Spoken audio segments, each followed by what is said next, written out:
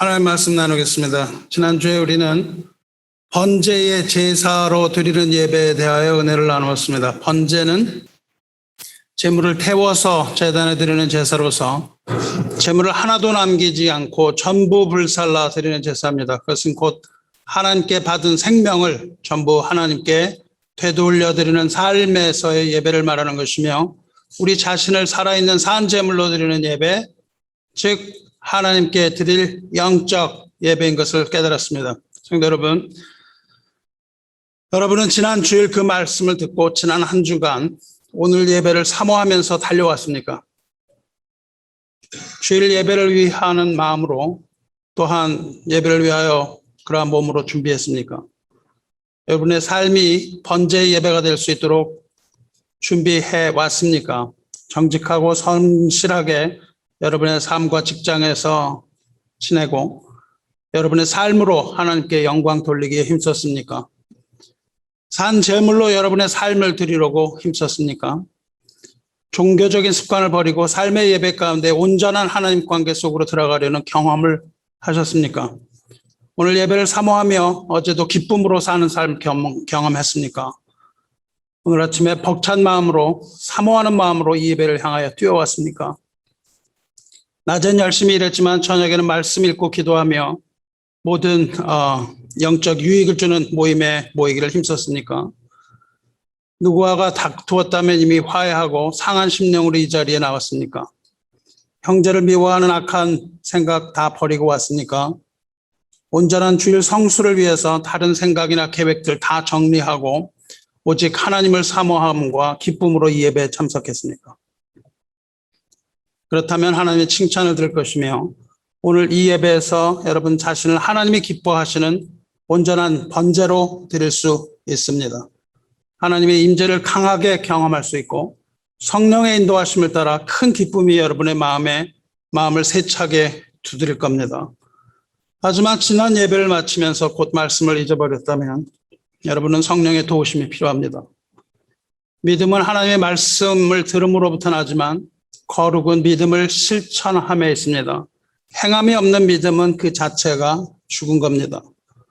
자신의 연약함을 하나님 앞에 내려놓고 불순종을 회개하는 심령으로 하나님 앞에 서서 온전한 예배를 사모하는 마음 달라고 기도하시기 바랍니다.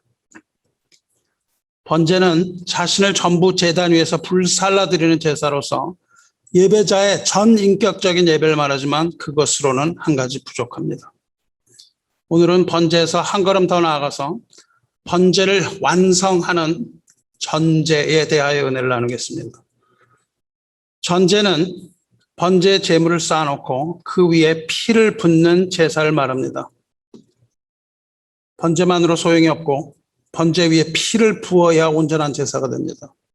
어린 양만 잡아놓으면 제사 되는 것이 아니라고 말했죠. 어린 양을 잡을 뿐만 아니라 피를 부어야 온전한 제사가 됩니다. 어린 양을 믿는 믿음으로만 구원을 얻는 것이 복음의 진리입니다. 이것은 변할 수 없는 거예요. 어린 양을 믿는 믿음으로만 구원에 이릅니다. 우리의 행위와 우리의 공로가 아무런 영향을 끼치지 못합니다.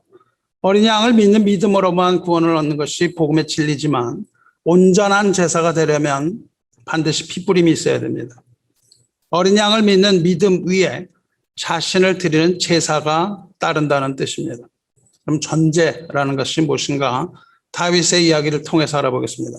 오늘 읽은 사무엘 하 23장은 이렇게 시작됩니다. 이는 다윗의 마지막 말이라. 23장은 다윗이 이제 늙어서 죽기 얼마 전 마지막으로 부르는 찬양입니다. 그리고 2절은 이렇게 시작됩니다. 여호와의 영이 나를 통하여 말씀하시며 그의 말씀이 내 혀에 있도다. 모든 역경과 좌절을 다 맛보고 하나님 앞에 범죄까지 한 이후에 하나님의 공의로우신 섭리와 사랑으로 인도하심을 따라 살아온 다윗의 모든 나날들을 기억하며 성령 충만하여서 하나님의 말씀을 받아서 적은 선지적이고 예언적인 시가 오늘 읽은 본문입니다. 1절 다시 읽으면 이는 다윗의 마지막 말이라. 이새의 아들 다윗이 말하며 높이 세워진 자, 야곱의 하나님께로부터 기름 부음 받은 자, 이스라엘의 노래 잘하는 자가 말하노라. 말을 시작하기 전에 다윗은 본인이 누군가 세 가지로 소개합니다. 첫 번째로 본인은 다윗 자신은 높이 세워진 자, 두 번째로 야곱의 하나님께로부터 기름 부음 받은 자, 세 번째로는 이스라엘의 노래 잘하는 자 이렇게 소개합니다. 얼핏 들으면 자화자찬하는 말 같기도 하고 혹은 교만한 말처럼 들리기도 하지만 사실은 아주 겸손한 말입니다. 왜냐하면 다윗은 자신을 이새의 아들이라고 소개하고 있기 때문입니다. 이새의 아들이라는 말은 자신을 높이는 호칭이 아니라 자신을 비하하는 호칭입니다. 이새의 아들이라는 호칭은 다윗이 자신을 부르는 것이 아니라 다른 사람들이 자기를 불러줄 때 이새의 아들이라고 불러줬는데 사울이 다윗을 낮추어서 말할 때 이새의 아들이라고 그랬습니다. 나발이라는 사람이 다윗을 깔보고 지적할 때에 이새의 아들 그렇게 말합니다. 세바라는 사람이 태양에서 난을 일으키고 다윗을 전쟁터에서 모독할 때에 그 적들이 불렀던 이름, 그것이 이새의 아들이라는 이름으로 명예로운 것이 아니라 오히려 비천하고 보잘것없는 자로 여김을 받았을 때에 사람들로부터 그렇게 불리움 받았던 이름이에요. 그토록 비천했던 것을 먼저 이야기합니다. 그렇게 비천했던 다윗, 그저 목동에 불과했던 그 다윗을 하나님께서 택하시고 부르시고 높이셨으며 이스라엘을 통치할 왕으로 기름 부으신 자가 되었습니다. 그리고 이스라엘의 노래 잘하는 자라는 호칭은 세속적으로 노래를 잘한다는 뜻이 아니라 하나님을 찬양하는 시와 노래를 지어서 신령한 노래를 불렀다는 의미로서 자신의 불렀던 그 노래 역시 예언적인 시라는 것을 천명하고 있습니다. 그렇게 세 가지로 자신을 소개합니다. 다윗은 지금 그러한 사람이 이야기를 하고 있지만 자신이 말을 하는 것이 아니라 성령 충만함을 받아서 전하는 하나님의 말씀이라는 것을 천명하여 그것은 선지자 나단이 다윗에게 와서 전해준 언약의 말씀입니다. 나단이 다윗에게 전해준 그 언약의 근거에서 지금 예언의 말을 전하고 있는 겁니다. 이렇게 전할 때 3절에서부터 7절까지는 오실 메시아에 대한 예언을 해요. 다윗이 맨 마지막으로 죽기 전에 예언한 것이 오실 메시아입니다. 사람을 공의로 다스리는 분, 하나님을 경외함으로 세상을 통치하시는 분, 돋는 해 아침빛 같은 분, 구름 없는 아침 같은 분, 비 내린 후에 광선으로 땅에서 움이 돋는 새 풀 같은 분, 공의와 정의와 사랑의 빛으로 오실 그 메시아를 찬양합니다. 메시아께서 이 땅에 오실 것이라고 유언해요. 그리고 이어서 미래에 세워질 그 오실 메시아가 세우실 메시아의 왕국, 하나님의 나라가 견고하게 이루어질 것이라고 예언합니다. 그리고 하나님께서 구원의 언약을 메시아를 통하여 다 이루실 것이다. 그리고 그러나 복음을 거역하는 자들은 다 버려질 가시나무와 같으며 당장에 불살라질 것이다. 이렇게 하나님의 나라의 공의와 구원과 심판에 관한 예언을 7절까지 합니다. 그리고 8절부터 마지막까지는 다윗 왕국을 세워감에 있어서 용맹했던 용사들, 즉 하나님의 나라를 세워갈 충성될 일꾼들에 대한 세 가지 이야기로 이어집니다. 다윗이 죽기 전에 그 나라를 세워갈 충성된 일꾼들에 대하여 이야기하는 것은 하나님의 나라는 반드시 하나님께서 세우신 충성된 일꾼들에 의해서 세워져 갈 것이며 세워진 충성된 용사들에 의해서 세워질 뿐만이 아니라 지켜지게 될 것을 이야기하고 있어요. 그것을 아주 길게 얘기합니다. 예수님께서 추수할 것은 많되 추수할 일꾼이 적으니 추수하는 주인에게 말하여 추수한 일꾼들을 보내주셔서 그렇게 말씀하신 것처럼 다윗도 하나님을 나라를 세워갈 충성된 일꾼들의 희생과 정신에 대하여 미리 보여줌으로써 후일의 귀감을 삼고 있습니다. 그러니까 다윗의 유언은 하나님의 나라를 이렇게 세워가라고 얘기하는 거예요. 다윗이 죽기 전에 한 말은 메시아께서 오실 것인데 하나님께서 그 메시아를 통해서 메시아의 왕국을 이루실 것인데 거기에 부르심을 받은 자들의 소명은 무엇이며 그들은 어떻게 하나님의 나라를 세워갈 것인가에 대한 유언입니다. 그 일꾼들에 대한 이야기는 세 부분으로 나누어지는데 첫 번째로는 아주 용감한 세 용사에 대한 이야기입니다. 첫 번째 용사의 이름은 요셉 바세벳입니다. 요셉 바세벳은 군의 작전 지휘관이었는데 단번에 적군 800명을 죽인 용장으로 소개됩니다. 둘째 용사의 이름은 도대의 아들 엘르아살이라고 소개되어 있는데 엘르아살은 혼자서 블레셋 대군과 맞붙었는데 피곤해서 지쳐서 기진맥진할 때까지 칼을 놓지 않고 싸웁니다. 그 마지막에 하나님께서 손을 들어서 이기게 하십니다. 세 번째 용사의 이름은 하랄 사람 삼마라고 되어 있는데 역시 농작물을 약탈해 가려고 블레셋 사람들이 공격해 왔을 때 모든 백성들이 다 도망갔지만 그는 밭 가운데 혼자 서서 그들을 막아냅니다. 그리고 하나님께서 구원을 이루셔서 승리합니다. 이 세 용사의 이야기가 나와요.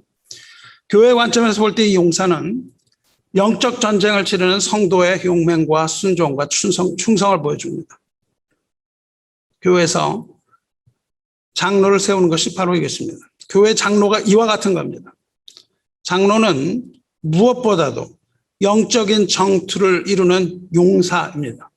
성도로 이루어진 영적 군사 조직을 이끄는 역할이 장로의 역할이에요. 장로를 세울 때 장로를 세우는 일을 장립이라고 부릅니다. 장로, 장립 그렇게 불러요. 장립이라는 게 무슨 뜻인지 아십니까? 장립의 장은 장군이라는 장입니다. 장수라는 장이에요. 입이라는 건 세운다는 것입니다. 즉 그 군대의 지휘관을 세운다는 뜻이에요. 장로 장립이라는 것은 전투를 지휘하는 장로를 장군으로 임명한다는 뜻이에요. 영적인 큰 전투를 승리로 이끌어야 하기 때문입니다. 장로의 첫 번째 임무는 적장의 목숨을 내놓고 적군으로부터 그 백성을 지키는 겁니다. 하나님께서 이 세 용사들과 함께 하심으로 이 세 용사들은 다윗 나라의 기초를 놓는 아주 중추적인 역할을 합니다. 이렇게 세 명의 용사, 아주 용맹한 용사 이야기가 나오고 이어서 또 다른 세 용사의 이야기가 나옵니다. 이 세 용사들은 이름이 아비세, 브나야, 그리고 익명의 제3의 장수가 있습니다. 다윗은 이 세 사람의 용맹과 충성과 헌신에 대해서 칭찬합니다. 그런데 그들의 업적을 말할 때 계속해서 기분 나쁘게 그 앞에 세 용사의 업적에는 미치지 못했다고 계속해서 반복해서 얘기를 해요. 상대적으로 그 앞에 있었던 사람들에 비해서 아주 열등한 것처럼 얘기합니다. 그렇지만 사실은 또 다른 관점에서 엄청나게 아주 극찬하고 칭찬하는 얘기예요. 오늘 그 얘기를 해보고자 하는 겁니다. 그리고 이 첫 번째 세 용사, 두 번째 세 용사의 이야기를 한 후에 이어지는 것은 다윗의 30용사에 대한 이야기입니다. 다윗의 군대는 아주 훌륭했습니다. 엄청난 조직력을 갖추었습니다. 다윗의 군대에서 봉사할 일꾼을 뽑는 데 있어서 어떠한 차별도 두지 않았습니다. 다만 그들에게 주어진 은사와 탤런트에 따라서 기회가 균등하게 주어졌어요. 기회는 균등하게 주어졌지만 그 일을 하는 사람들은 선택됩니다. 교회도 이 법칙이 적용돼야 됩니다. 교회는 첫째로 다양성을 원칙으로 합니다. 각자에게 서로 다르게 주어진 성령의 은사들을 충분히 발휘할 수 있도록 섬김에 있어서 다양성이 필요합니다. diversity, 다양성이. 뿐만 아니라 자발성이 필요합니다. 자발성은 자원하는 심령을 말하죠. 시켜서 하는 게 아니라 자원해서 섬기는 것이 하나님의 원칙입니다. 이 두 가지 위에 중요한 것은 통일성이에요. 모든 은사들이 충분히 발휘될 수 있도록 전체적인 질서가 유지되어야 합니다. 자원하는 섬김이 기본이긴 한데 무질서가 아니라 다윗의 군대처럼 질서가 유지되고 복음의 깃발 아래 하나됨을 말합니다. 이 세 가지 모형이 교회의 모델입니다.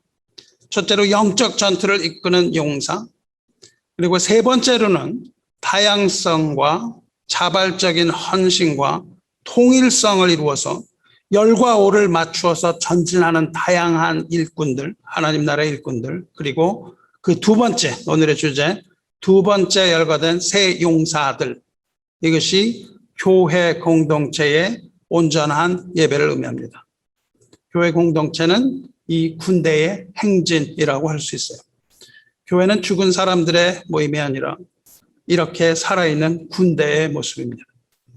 지난주 설교에서 드린 그 번제, 그것이 개인적으로 드리는 예배, 개인적인 번제라고 한다면 이 세 용사의 이야기는 공동체적인 예배에 해당합니다. 예배는 언약 공동체의 동일한 고백입니다. 여러분이 동일한 한 몸으로서 하나님께 받은 언약 공동체의 고백이에요. 잘 들어보시기 바랍니다. 때는 블레셋과 전쟁이 한창이었던 시기였습니다. 블레셋이라고 번역된 나라는 지금의 팔레스타인입니다. 지금도 팔레스타인과의 전쟁이 그치지 않듯이 다윗의 때도 팔레스타인, 그 블레셋과 전쟁을 많이 했습니다. 다윗은 베들레헴에서 났습니다. 다윗의 고향인 베들레헴은 당시에 블레셋 나라의 손에 떨어져 있었습니다. 그런데 추수를 하는 어느 더운 날 다윗은 전투를 피해서 아둘람 굴에 숨어 있었습니다. 아둘람 굴은 베들레헴에서 멀리 떨어져 있지 않은 곳인데 그것은 그 베들레헴은 블레셋 지형이기 때문에 다윗은 거기에 갈 수 없었습니다. 더구나 블레셋 군대는 르바임 골짜기라는 곳에 진영을 구축하고 베들레헴을 지키고 있었어요. 그 르바임 골짜기라는 것은 바카 골짜기라고도 불리는데 이것은 베들레헴에 아주 지척에 있었고 북쪽으로는 흰놈 골짜기라는 것과 DLL 무살바레라는 골짜기가 있어서 베들레헴은 난공불락의 요새입니다. 들어가지 못해요. 아둘람 굴 산성에 친 다윗은 척박한 진영에 있었기 때문에 블레셋과의 치열한 전투 가운데에 몸과 마음이 아주 피곤한 상태였습니다. 특히 고향인 베들레헴에 가까이 오니까 어릴 때부터 마시던 시원한 우물물이 생각났습니다. 하지만 거기는 갈 수 없는 곳이죠. 지금 먹고 있는 이 시원찮은 그 물을 마시면서 다윗은 베들레헴에 있는 시원한 우물물이 생각났어요. 그래서 다윗이 혼잣말처럼 중얼거립니다. 베들레헴 성문 곁 우물물을 누가 내게 마시게 할까? 그것이 생각난 거죠. 그래서 그렇게 중얼거립니다. 거기는 다윗이 소원하여 이르되 베들레헴 성문 곁 우물물을 누가 내게 마시게 할꼬? 이렇게 돼요. 다윗이 소원하여 이르되 소원하다는 말, 그 원어의 뜻은 간절히 바란다는 뜻입니다. 아주 애태우는 마음으로 원한다는 뜻이에요. 그런 의미를 갖는 단어입니다. 다윗은 베들레헴을 정복한 후에 거기에서 있는 그 우물물 마시고 싶었죠. 그래서 이 말의 첫 번째 뜻은 베들레헴을 정복하고 싶다는 뜻이고 두 번째는 거기 있는 물을 마시고 싶다는 거예요. 그렇지만 그것은 요원한 일이기 때문에 탄식하고 있습니다. 그런데 그렇게 물 마시고 싶다는 다윗의 독백, 그 중얼거리는 다윗의 말을 옆에 있던 세 장수가 듣습니다. 세 장수가 스루의 아들 요압의 아들 아비새, 거기 이렇게 기록이 되어 있어요. 갑셀 용사의 손자 여호야다의 아들 분하야, 그리고 이름 모를 또 하나의 용사입니다.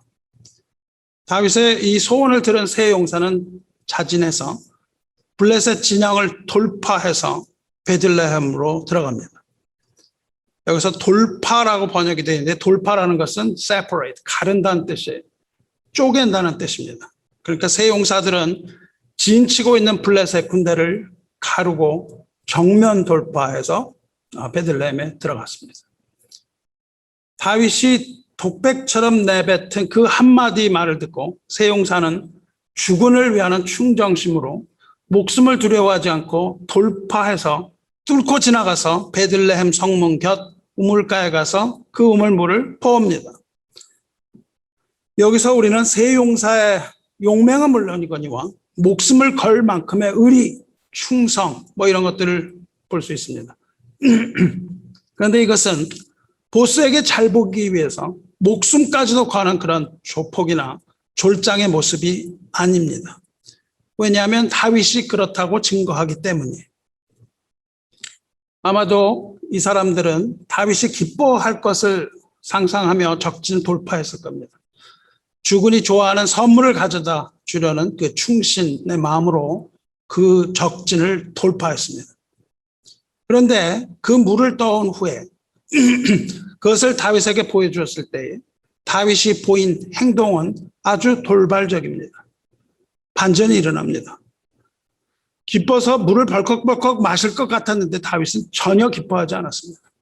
기뻐하기는커녕 오히려 그 부하들이 목숨을 걸고 적진을 뚫고 들어가서 가져온 그 귀한 물을 한 모금도 마시지 않고 땅 위에 다 부어버렸습니다.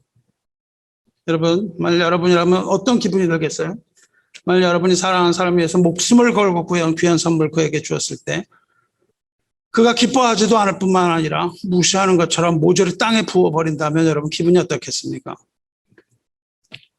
물을 부어버린 다윗의 그 행동 너무 심한 거 아닙니까? 정성을 봐서라도 한 모금이라도 마셔야 되는 거 아니겠어요? 그리고 칭찬해줘야 마땅하지 않겠습니까? 그런데 이제 다윗은 단 한마디로 그 용사들을 감동시킵니다.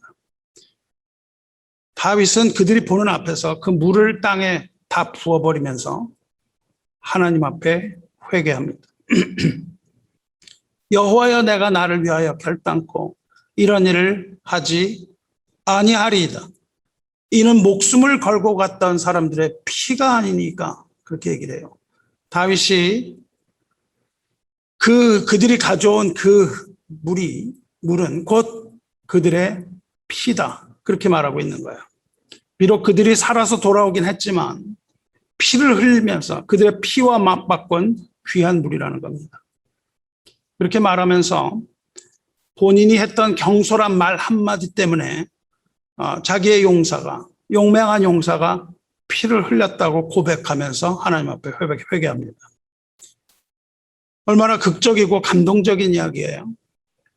자기 주군의 작은 소원을 이루어주기 위해서 목숨도 마다하지 않고 적진을 뚫은 새 용사들이나 또 그렇게 마시고 싶다던 물을 한 모금도 마시지 않고 모두 땅에 쏟아버리고 그렇게 얘기하는 다윗의 행동, 이 모두가 다 보통 왕과 보통 신하의 관계가 아닌 것처럼 보입니다. 이건 무슨 조폭 영화나 사무라이 영화, 무슨 해병대 전쟁 영화 이런 걸로 만들어도 아주 쉽게 2시간 만들 수 있는 이야기입니다. 의리의 사나이들 얘기처럼 들리죠. 그런데 사실은 이것은 그런 단순한 이야기가 아닙니다. 의리의 이야기가 아니에요. 왜냐하면 16절에 있는 단 한마디 단어 때문에 그렇습니다. 이 한마디의 단어 때문에 이것이 의리의 사나이들의 이야기가 아닌 것을 알 수 있어요. 문제의 단어는 어떤 단어일까요? 16절. 다윗이 마시기를 기뻐하지 아니하고 그 물을 여호와께 부어드리며, 그렇게 되어 있죠. 문제의 단어는 여호와께입니다. 그러니까 다윗이 쏟은 그 물은 그냥 땅 위에 쏟아 버려서 낭비한 것이 아니고 최상의 것으로 여겨서 그것을 하나님께 드렸다는 뜻입니다. 그 물을 하나님께 드렸다, 이렇게 기록되어 있는 거예요. 그러니까 그 피는 하나님께 드리는 피의 제물입니다. 이것을 피라고 이야기하면서 그것을 여호와 앞에 쏟아 부었어요. 다윗은 지금 그들이 가져온 물을 가지고 하나님께 피의 제사를 드린 겁니다. 이러한 피의 제사를 전제라고 부릅니다. 그것을 전제라고 불러요. drink offering이라고 부릅니다. 다윗은 자신의 경솔함을 깨닫고 그들의 생명의 대가인 물을 피로 여겨서, 그들의 생명으로 여겨서 율법에 따라서 한 방울도 남김없이 하나님 앞에 그 물을 제물로 드렸습니다. 그 제사가 바로 전제라는 제사예요. 전제의 방법은 레위기 17장 11절에 주어집니다. 육체의 생명은 피에 있습니다. 내가 이 피를 너희에게 주어 제단에 뿌려 너희의 생명을 위하여 속죄하게 하였나니 생명이 피에 있으므로 피가 죄를 속하느니라. 이 기독교를 제외한 모든 종교에서 피는 죽음을 말합니다.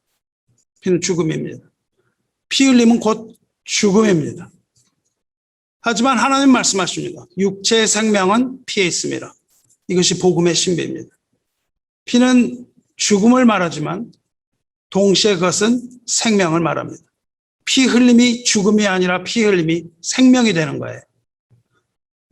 죽음은 생명이 없는 겁니다. 피는 하나님께서 주신 것이기 때문입니다. 그러므로 생명을 위하여 하나님께서 제단에 피를 뿌려 생명을 위해 속죄하게 한다고 말씀하신 거예요. 제단의 제물 위에 피를 쏟는 것, 이것을 전제 혹은 붓는 제사라고 말합니다. 그리고 신명기 12장 23절에서 피를 먹지 말라고 말씀하세요. 크게 삼가서 그 피는 먹지 말라. 피는 생명인즉 너는 그것을 먹지 말고 물같이 땅에 쏟으라. 너는 피를 먹지 말라. 이 율법입니다. 그러니까 다윗은 그 피를 먹지 않고 물을 땅에 쏟는 겁니다. 세 용사가 다윗에게 물을 가져갔을 때 다윗은 그것을 마시기를 즐겨하지 않았어요. 왜냐하면 그것이 보통 물이 아니라 그것은 세 용사의 피기 때문에 그래요. 그래서 피를 마셔서는 안 되고 피를 땅에 쏟아 부으면서 여호와께 드렸다고 말하는 겁니다. 전제는 번제를 완전하게 하는 제사입니다. 전제에 몇 가지 중요한 의미가 있습니다. 전제는 그렇게 피를 쏟아붓는 건데 첫째로 하나님께서 생명을 귀히 여기심을 기억나게 하는 제사입니다. 그래서 생명을 위해서 피를 제단에 쏟으라고 말씀하시는 거예요.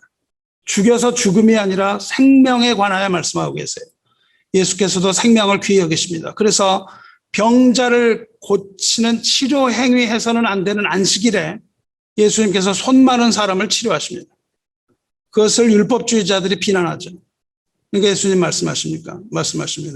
안식일에 생명을 구하는 것과 죽이는 것 중에 어느 것이 옳으냐. 그렇게 말씀하세요.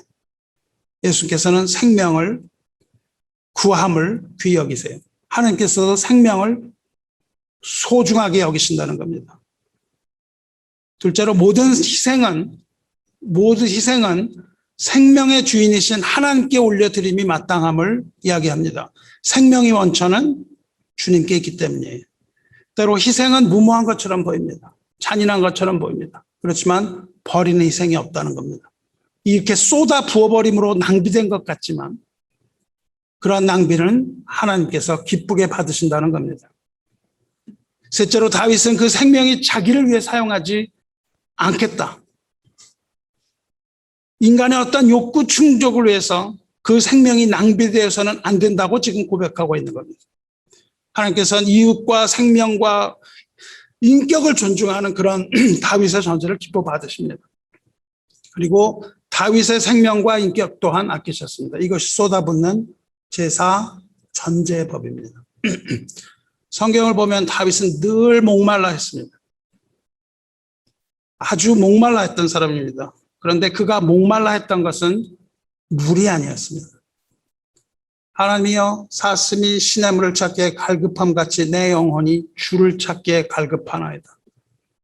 여기서 그는 스스로를 일컬어서 시냇물을 찾기에 갈급한 사슴으로 표현하는데 그 사슴이 자신의 영혼이며 그가 목마르게 찾는 것은 주님이라고 얘기합니다. 다윗의 영혼이 주님을 찾기에 갈급한 거예요. 그리고 그 다음 절 보면 그가 갈망하던 것은 그렇게 목이 말라서 갈망하던 것은 살아계신 하나님 그렇게 얘기해요. 그리고 하나님 앞에 나가서 그 얼굴 뵙기를 아주 사모했습니다. 다윗에게는 언제나 갈망이 있었어요. 언제나 하나님을 향한 갈망이 있었습니다. 하나님이여 주는 나의 하나님이시라. 내가 간절히 주를 찾되 물이 없어 마르고 황폐한 땅에서 내 영혼이 주를 갈망하며 내 육체가 주를 앙모하나이다. 앙모한다는 건 쳐다본다는 거예요. 병자가 누워서 한 곳을 뚫어지게 쳐다보는 그것을 악모라고 부릅니다.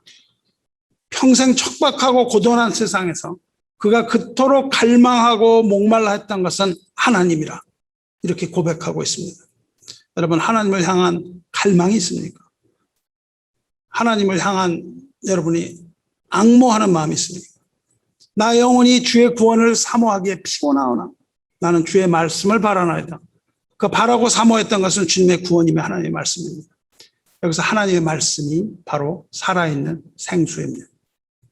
다윗뿐만 아니라 우리들도 평생에 목말라 하는 것은 살아계신 하나님의 말씀이며 주께서 주시는 생수가 아니겠습니까?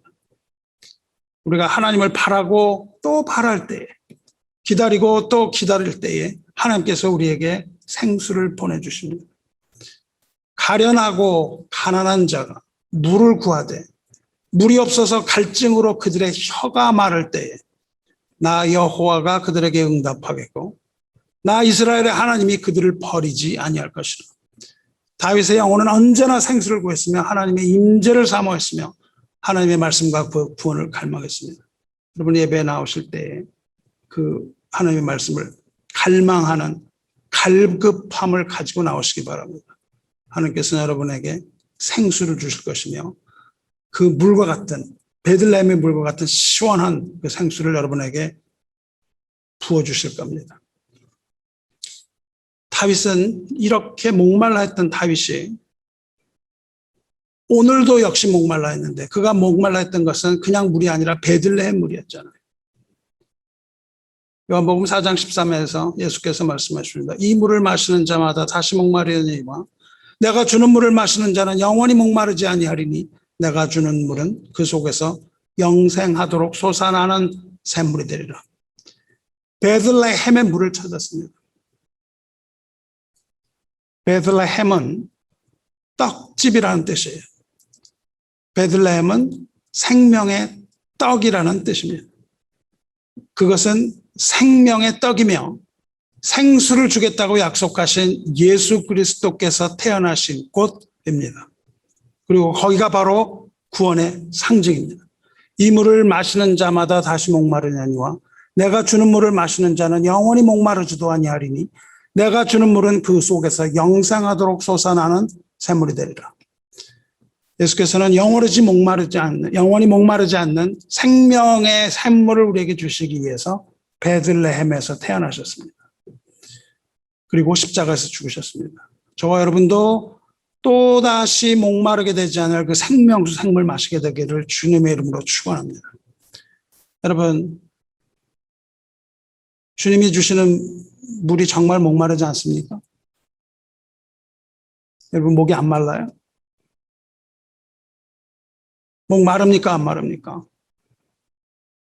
주님이 주는 물을 마시면 목 마릅니다. 왜 주님께서는 목마르지 않는다고 말씀을 하셨을까요? 왜냐하면 주님께서 계속해서 주시기 때문입니다. 포도나무에 붙어 있는 자는 그 물을 계속해서 받는 거예요.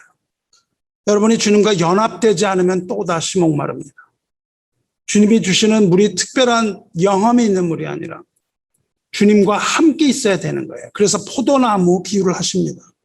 포도나무가 가지에 붙어 있으면 물이 계속 공급되는 거예요. 여러분이 주님과 연합되어야 됩니다. 하나가 되어야 돼요. 주님과 하나 되면 끊임없이 생명수를 공급받기 때문에 더 이상 목이 마르지 않은 겁니다. 한 번에 여러분이 구원의 기쁨 가지고 부족합니다. 여러분이 주님과 동행해야 돼요.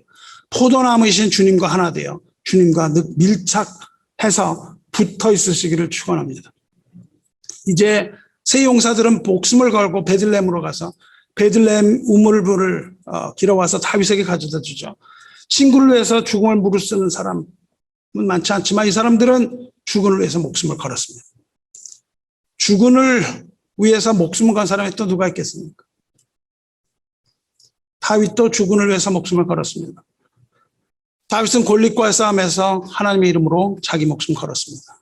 사도 바울도 또 그렇게 얘기했습니다. 내가 달려갈 길과 주 예수께 받은 사명 곧 하나님의 은혜의 복음을 증언하는 일을 마치려 하면은 나의 생명조차 조금도 귀한 것으로 여기지 아니하노라. 하나님의 구원과 생명수의 주군이 되는 예수 그리스도의 복음을 위해서 사도 바울은 생명조차 아깝지 않다고 얘기하고 있습니다. 그런데 주군을 위해서, 친구를 위해서 목숨을 내놓은 사람이 있지만 예수님은 어떻습니까? 예수님은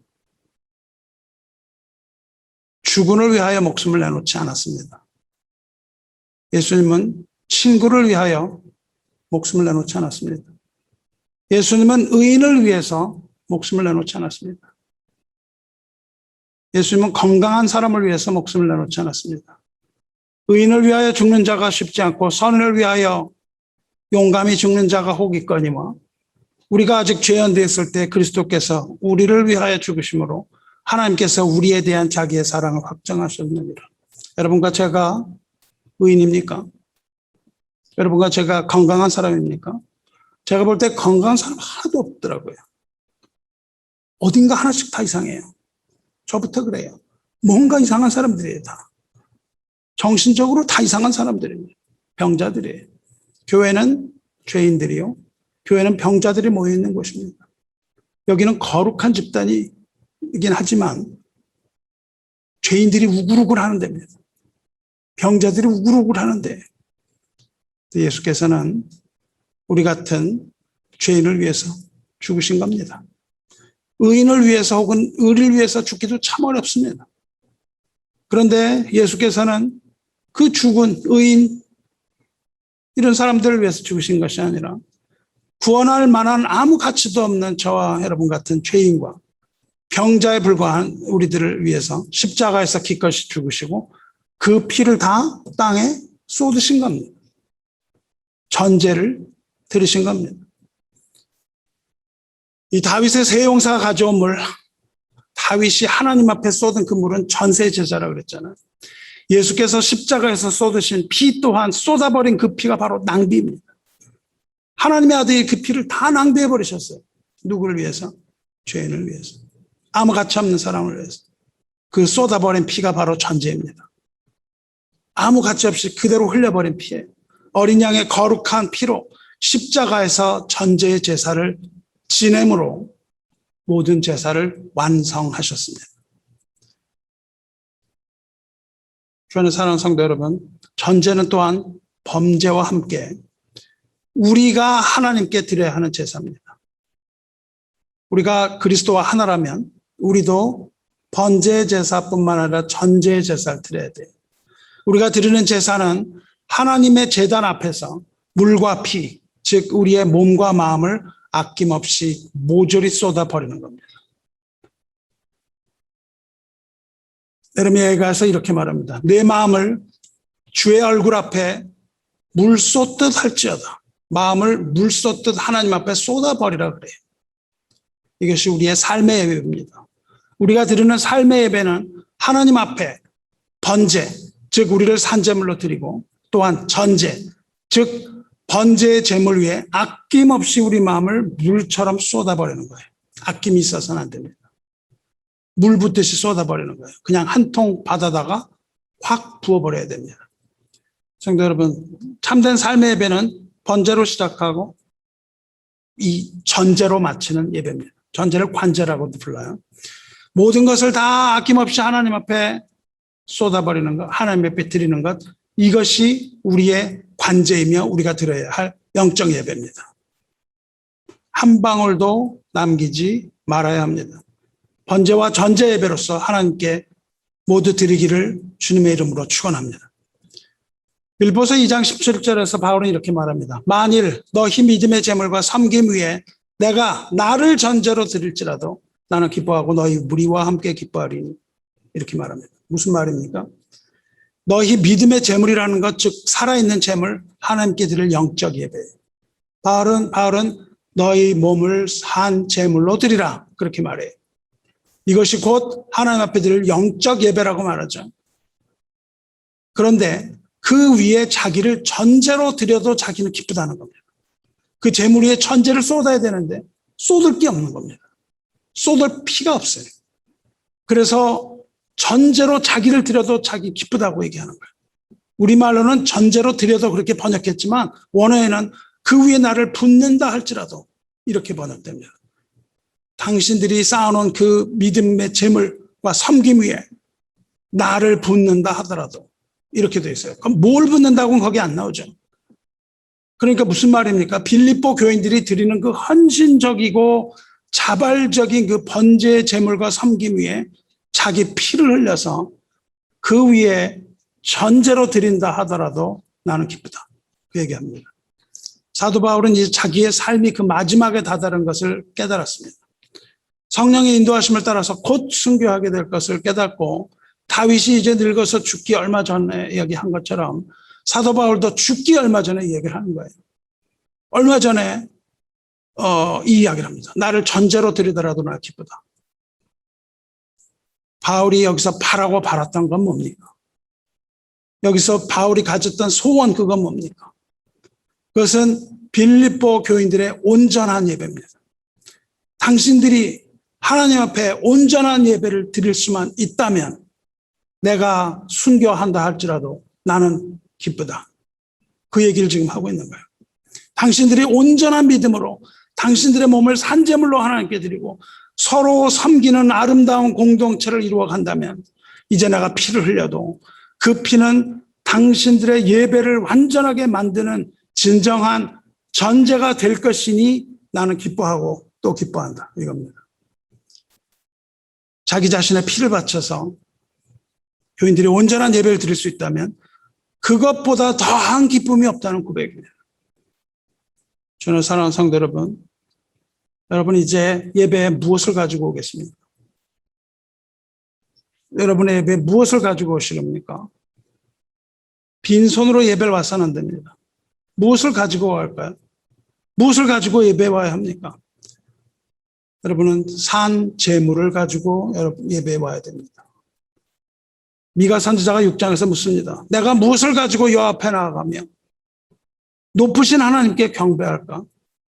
내가 번제물로 일련된 송아지를 가지고 그 앞에 나아갈까? 여호와께서 천천의 숫양이나 만만의 강물 같은 기름을 기뻐하실까? 내 허물을 위하여 내 마다들을 내 영혼의 죄로 말미암아 내 몸의 열매를 드릴까?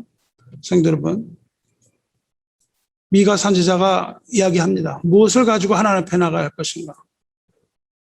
그런데 하나님께서는 그 어떤 것도 원하지 않는다고 말씀하시는 거예요. 하나님께서는 여러분 자신을 예배로 가져오기를 원하십니다. 여러분을 가지고 와야 돼요. 여러분이 드려야 하는 헌물과 11조는 여러분 자신을 하나님께 드린다는 증거물에 불과합니다. 여러분이 만몬에게 여러분을 바치지 않고 온전히 하나님께 드린다는 증거로서 헌물 11조 이런 걸 하는 거예요. 그걸 하나님께 드리는 게 아닙니다. 하나님께 드릴 것은 여러분 자신이에요.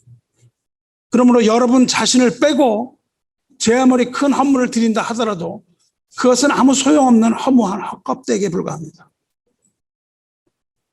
하나님께서 구하시는 제사는 상한 심령이라. 하나님이여 상하고 통회하는 마음을 주께서 멸시하지 아니하시리로다. 여러분의 회개하는 마음과 여러분의 몸과 여러분의 온전한 마음 하나님께 드리시기를 축원합니다. 하나님은 여러분의 재물을 탐하는 하나님이 아닙니다. 하나님께서는 여러분의 상한 심령, 통회하는 마음, 여러분 자신을 전부 그대로 예배에 가져와서 하나님 앞에 아낌없이 쏟아붓기를 원하시는 거예요. 물같이 쏟아붓는 겁니다. 예배에 나올 때 다른 건 다 놓고 나와도 좋습니다. 그러나 여러분의 몸과 여러분의 마음을 빼놓고 와서는 안 되는 겁니다. 사랑하는 성도 여러분, 언제나 자신의 온 마음 다 드릴 준비를 하고 예배에 임하시기를 축원합니다. 앞에서 말한 것처럼 새 용사가 가져온 물은 그들의 피입니다. 피는 생명을 의미합니다. 피는 생명을 구원하시는 구주이신 어린 양의 존귀한 피입니다. 시편 72편 14에 이렇게 예언되어 있습니다. 그들의 생명과 압박과 강포에서 구원하리니 그들의 피가 그의 눈앞에서 존귀히 여김을 받으리로다. 그렇게 피를 흘리셨는데 그 피가 존귀히 여김을 받는 거예요. 이 세상에서는 그리스도의 피를 존귀하게 여기는 사람들이 있다는 겁니다. 그 피는 존귀히 여김을 받아야 마땅한 보혈입니다. 구원받은 사람들은 그 구원의 피가 너무나도 소중해서 그에게 금을 드리며 그를 위하여 항상 기도하고 종일 찬송할 것이다. 이렇게 예언되어 있습니다. 그 귀한 보혈 때문에 금을 드리고 기도하고 찬송할 것이다. 오늘날 믿는 자가 드리는 예배의 모습이 이겁니다. 어린 양의 피로 생명을 구원받은 여러분은 전제의 피를 귀하게 여기고 어린 양의 피를 소중히 여겨서 여러분의 가장 귀한 것을 드리며 항상 기도하고 종일 찬송하는 그러한 삶 속에서 예배를 놓치지 마시기 바랍니다. 그리스도께서 흘리신 보혈은 새 언약의 피입니다. 마가복음 14장 24절 보면 예수께서 제자들에게 포도주를 주시면서 이것은 많은 사람들을 위하여 흘리는 나의 피, 곧 언약의 피니라. 그리고 그것을 붓는다고 말씀하세요. 그 피는 구원의 언약의 피, 다시 말해서 십자가에서 흘리신 거룩한 보혈 아닙니까?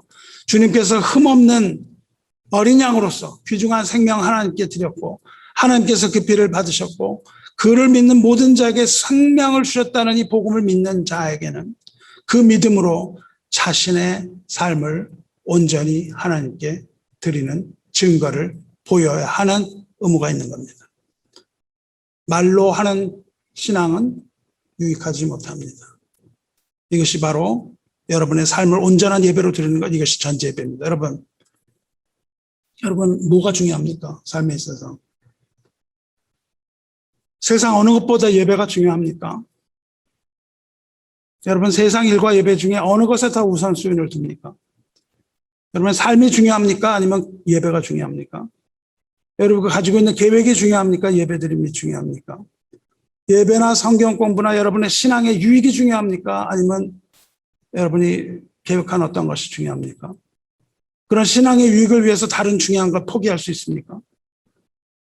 아니면 다른 거 어떤 거 하기 위해서 예배나 신앙의 모임 같은 거 다 포기합니까? 여러분에게 있어서 뭐가 우선이에요? 삶입니까? 아니면 하나님의 안에 있는 신앙입니까? 가늠을 해보시기 바랍니다. 무게를 가늠해 보십시오. 제가 전에 들은 얘기가 하나 있습니다. 이런 겁니다. 숫자 1이 있고 0이 있는데 1이라는 숫자 뒤에 0을 붙이면 10이 됩니다. 그 뒤에 0은 아무것도 아니에요. 1 뒤에 붙이면 10이 돼요. 그런데 하나 더 붙이면 100이 됩니다. 하나 더 붙이면 1000이 돼요. 눈덩이처럼 10배씩 불어납니다. 0은 아무 가치가 없지만 1 뒤에 붙이면 밸류가 늘어나죠. 0을 1 앞에 붙이면 어떻게 됩니까? 하나 붙여도 1입니다. 2개 붙여도 1이에요. 3개 붙여도 1입니다. 무슨 얘기입니까? 하나님이 1이고 내가 0이다 그거예요. 하나님을 앞에 두고 나를 뒤에 붙여갈수록 가치는 커진다는 겁니다. 하나님을 뒤에 두고 나의 것을 아무리 많이 해봤댔자 아무 가치가 없다는 거예요. 그저 하나님일 뿐이라는 거죠. 하나님의 일을 자기 앞에 두는 것, 즉 우선적으로 하나님 일을 하고 그 다음에 자기 일을 하면 자기를 위해서 하는 일에 유익이 생긴다. 이런 예화였어요. 만일 자기 일을 먼저 하고 한 다음에 하나님 일을 하면 아무 소용없다. 이런 예화입니다. 그러니까 이건 순위에 관한 얘기입니다. 우선순위. 하나님의 일에 모든 우선순위를 다 두라는 거예요. 내일 먼저 하지 말고 하나님 일. 여러분 그렇게 삽니까? 여러분 기도가 우선입니까? 아니면 여러분의 앞에 닥친 일 먼저 해결해야 됩니까? 여러분 할 일 다 하고 남는 시간에 기도. 그렇게 하고 있지 않아요? 어떤 분한테 얘기합니다. 기도나 하고 있대. 시간이 되시면 기도 좀 해주세요. 무슨 기도를 시간 되면 합니까? 여러분 하나님 일을 하되 여러분 일을 위해서 열심히 합니까? 이것이 옳은 말입니까? 하나님 일을 먼저 하라 나의 일보다. 이것이 옳은 말일까요? 물론 여러분의 신앙과 하나님의 일에 우선권을 두는 게 좋은 일입니다. 여러분 일보다 하나님의 일에 우선권 주시기 바라요. 하지만 하나님에게는 만족이 없습니다. 하나님은 그런 걸로 만족하지 않으세요. 하나님의 일에 우선권 둔다는 건 그럴듯하게 들리지만 그런 열심이 과연 중요한 겁니까? 한번 생각해 보시기 바라요. 우선순위가 중요한 게 아니라 예배는 여러분을 모두 드리는 겁니다. 다 드리는 거예요. 마음을 다른 곳에 뺏기면서 드리는 예배는 하나님이 기뻐하지 않으시는 겁니다. 하나님께 90% 드리고 나의 거 10% 기뻐하지 않으세요. 여러분을 산 제물로 드리고 그 위에 전제를 부어야 합니다. 이것이 영적인 예배입니다. 만일 이처럼 여러분이 예배에 목숨을 걸고 하나님께 모든 것을 드린다면 하나님께서는 그 예배를 흡족하게 여기실 겁니다. 그리고 놀라운 것은 하나님의 나라를 여러분에게 주시는 겁니다. 그리고 받으신 모든 것을 돌려주시는 겁니다. 여러분 천국에 들어갈 때 하나님, 저는 90% 하나님 드립니다. 제 다리는 자르시고 다리 10%는 자르시고 나머지 하나님 가지세요. 말이 됩니까? 하나님, 저는 10% 안 합니다. 목을 자르시고 머리만 가져가십시오. 말이 됩니까? 아닙니다. 하나님께는 모두 온전히 드려야 하나님 나라의 소유가 됩니다. 주는 사랑하는 성도 여러분, 하나님께서는 번제 받으시기 원하시고 그 위에 전제를 본 온전한 예배를 원하십니다. 이렇듯 예배에 목숨을 걸면 여러분 우리에게 기쁨을 내려주시는 거예요. 이것이 예배의 비밀입니다. 기쁨을 내려주세요. 사도 바울이 왜 기뻐했습니까? 예배 때문에 기뻐했습니다. 사도 바울이 기뻐했던 그 기쁨이 우리 심령에 임할 겁니다. 여러분은 부디 이 기쁨을 절대 잃어버리지 마시기를 주님의 이름으로 축원합니다. 세 용사는 다윗의 지극히 작은 소원을 이루기 위해서 목숨 걸었습니다. 그렇지만 그들이 다윗만을 위해서 의리로 목숨 건 건 아닙니다. 본문 시작이 어떻게 됩니까? 다윗은 자신의 위치를 말해요. 그는 하나님 위에 높이 세워진 자예요. 하나님께 의해서 높이 세워진 자예요. 하나님께로부터 기름 부음을 받아 다스리는 왕이며 하나님을 찬양하는 자라고 자신 밝힙니다. 하나님의 부르심을 받아 택함을 받은 자예요. 이 세 용사의 행동은 기름 부음을 받은 공적인 왕으로서 하나님 통치의 대리자여 이스라엘 목자를 위하여 목숨을 건 겁니다. 결국 그들은 하나님의 나라를 위해서 목숨을 건 거예요. 다윗을 세우신 하나님을 보고 목숨을 건 겁니다. 하나님께서 택하신 지도자 다윗의 소원을 들어주는 것이 곧 하나님 나라를 위해 충성을 다하는 소신이었던 것으로 하고 순종합니다. 그들의 마음 중심에는 하나님에 대한 사랑으로 가득 찼고 형제 사랑으로 가득 찬 겁니다. 이 하나님과 형제 사랑으로 가득해서 거기에 간 거죠. 우리는 여기서 모든 영광 하나님께 돌리는 다윗의 겸손을 봅니다. 동시에 부하의 생명을 무엇보다 아끼는 다윗의 사랑을 봐요. 그리스도의 군사인 성도는 언제나 하나님의 영광을 위하여 자신을 드려야 함을 봅니다. 그러기 위해서 그 중심에 무엇이 있어야 합니까? 그 중심에 하나님 사랑이 있어야 돼요. 그리고 이웃사랑의 마음이 바탕으로 깔려 있어야 합니다. 이것이 없이는 주를 보지 못합니다. 성도 여러분, 다윗에게 작은 소원이 있었습니다. 다윗에게 그 작은 소원이 하나 있었던 것처럼 저에게도 내 마음에도 작은 소원이 하나 있습니다. 그것은 여러분 자신을 주님께 온전한 제물로 드리는 겁니다.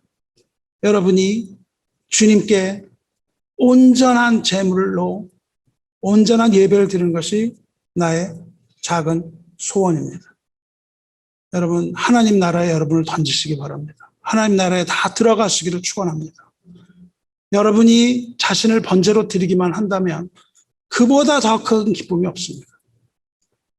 전제로 부어줘도 기쁠 겁니다. 세상에 끌려가지 말고 이 생명의 공동체 안에서 공동체의 고백인 예배를 드리시기 바랍니다. 우리 신앙 공동체는 하나님의 영광과 예배에 여러분 목숨을 걸기 바랍니다. 목숨보다 더 중요한 것이 영원한 생명입니다. 이것이 아주 중요한 겁니다. 동시에 형제간에 서로 사랑으로 충만한 교회가 되기를 주님의 이름으로 축원합니다. 이것을 위해서 주님에 대한 여러분의 헌신과 충성이 필요합니다. 말씀 맺겠습니다. 우리는 하나님의 나라와 세상은 양자택일의 것이 아닙니다. 여러분의 선택사항이 아닙니다. 하나님의 나라와 세상 중 여러분은 하나만 선택해야 됩니다. 둘 다 가지고 싶어도 그럴 수가 없습니다. 한 발은 세상에 또 한 발은 하나님 나라에 디딜 수가 없습니다. 양발 모두 다 세상에 디디든지 편안한 마음으로 그렇게 하든지 아니면 모두 다 하나님 나라를 딛고 굳게 서시기 바랍니다. 두 발 모두를 다 들여놓아야만 하나님께서 우리를 받으십니다. 우리는 하나님의 백성이 되며 하나님은 우리의 하나님이 되신 오직 한 길, 그것은 예수 그리스도를 따라가는 그 길밖에는 없습니다. 다른 길은 없습니다. 오직 예수 그리스도를 따라가는 그 길, 그 예수 그리스도를 통해서 여러분은 여러분의 두 발을 다 점프해서 하나님 나라에 올인 하시기를 주님의 이름으로 축원합니다. 여러분 전체를 물 붓듯이 마음을 하나님 앞에 쏟아 부으심으로 하나님께서 여러분에게 부으시는 그 축복의 기름을 다 받아 누리시기를 주님의 이름으로 축원합니다. 함께 기도합니다. 은혜와 사랑이 충만하신 하나님 아버지, 오늘도 하나님께 감사와 찬양과 경배로서 영과 진리 가운데 하나님 앞에 올려드린 이 예배를 온전다 하셔서 흠양하시고 하나님의 은혜와 자비를 내려주시옵소서. 존귀하신 하나님 아버지, 하나님께서 기뻐하시는 예배는 우리 자신을 온전히 하나님 앞에 드리는 것임을 이 시간 우리가 깨달았나이다. 이 깨달음에 그치지 아니하고 실천하는 삶을 주님께 드림으로 기쁜 예배 드릴 수 있게 해주시고 그 기쁨 가지고 광야와 같이 척박한 이 세상 소망 가지고 살아가게 하여 주시옵소서.